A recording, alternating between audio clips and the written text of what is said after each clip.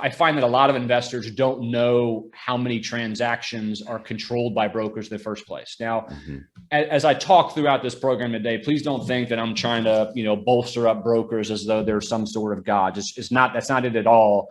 The reality is that in the mind of an investor who owns a $10-20 million asset, you want to get the best value for your property that you possibly can. For someone to sell, quote unquote, off market to one buyer who calls them doesn't make any sense at all today.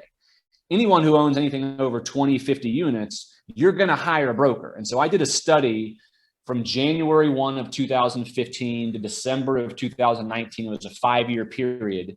And I covered the entire northern half of Florida, from Orlando, Lakeland, Winter Haven, and north. I studied 350 transactions, which was 31% of every deal that was done. And I literally called every buyer, seller, broker on every transaction and determined that 92.55% of every closing over 10 units is done by a broker, right? Now, there's a lot of programs out there that teach how to write letters to sellers, how to call a seller directly, how to get that off-market deal, how to get that great price. And there are folks who have done that.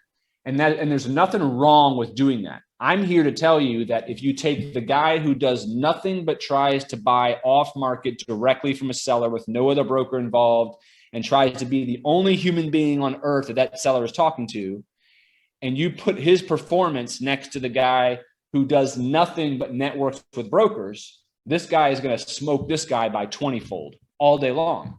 It's a fact. I've seen it happen over my 20-year career.